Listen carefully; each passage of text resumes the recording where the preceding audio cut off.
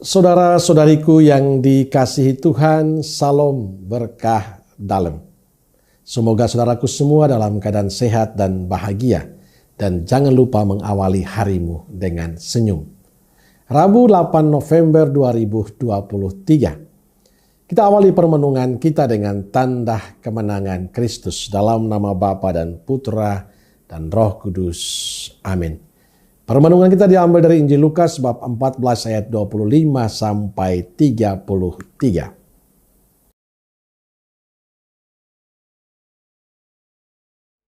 Pada suatu kali banyak orang berduyun-duyun mengikuti Yesus dalam perjalanannya.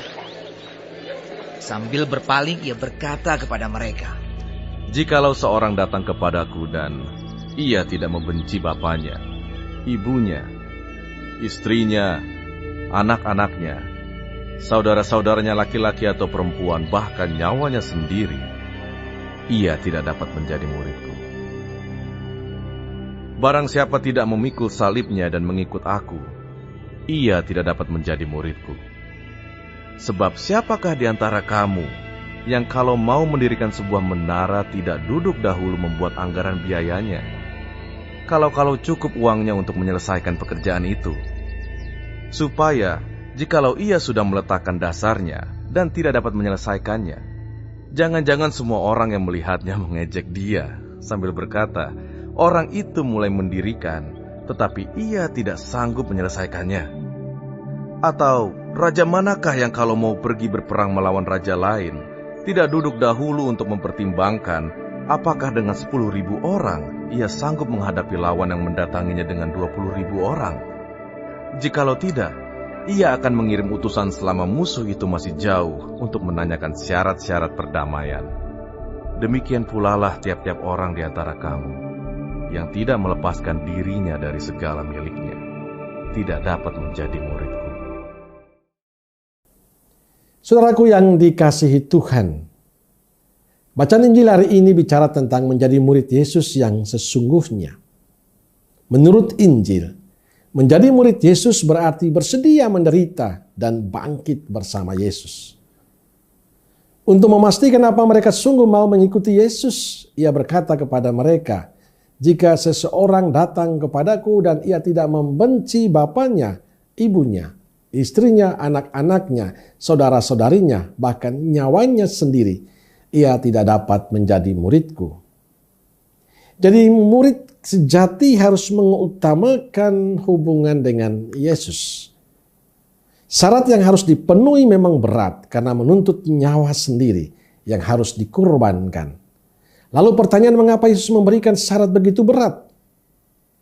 Bagi saya justru ingin mengatakan bahwa dialah satu-satunya pilihan bagi manusia. Memilih Yesus berarti segala-galanya. Tak ada sesuatu pun di dunia ini yang mampu menyainginya. Dengan meninggalkan segala-galanya termasuk keluarganya, tak ada lagi kekuatan dunia yang menghambat kita selain Allah yang kita pilih. Saudaraku yang dikasihi Tuhan, terkesan syarat mengikuti Yesus keras dan berat. Tapi sebenarnya sederhana. Yang dibutuhkan Yesus pada saat kita mengikutinya adalah mencintai Yesus dengan sepenuh hati. Cinta kepadanya harus lebih besar daripada cinta kepada keluarga dan juga pada diri sendiri. Inilah yang menjadi problem bagi kita zaman ini. Kita mengatakan diri kita murid Yesus, tapi cara hidup kita, perilaku kita, sikap kita tidak menunjukkan kalau kita sungguh mencintai Yesus. Kita masih malas berdoa, kita lebih asik dengan kesibukan kita korbankan relasi kita dengan Tuhan hanya untuk keinginan duniawi kita. Misalnya hari Minggu yang seharusnya kita mengikuti Ekaristi, tapi kita pilih untuk tidak ke gereja mengikuti Ekaristi demi kepuasan duniawi kita. Saudaraku yang dikasihi Tuhan, untuk menjadi murid Yesus, orang harus meninggalkan segala kalkulasi, meninggalkan perhitungan-perhitungan, dan hanya berserah saja kepada Yesus. Menjadi murid Yesus betul-betul harus bebas dari ikatan dan mengarahkan hidup sepenuhnya pada Yesus. Mencintai Yesus lebih dari segalanya. Amin. Semoga Allah yang Maha Kasih memberkati saudaraku sekalian, Bapa, Putra, dan Roh Kudus. Amin.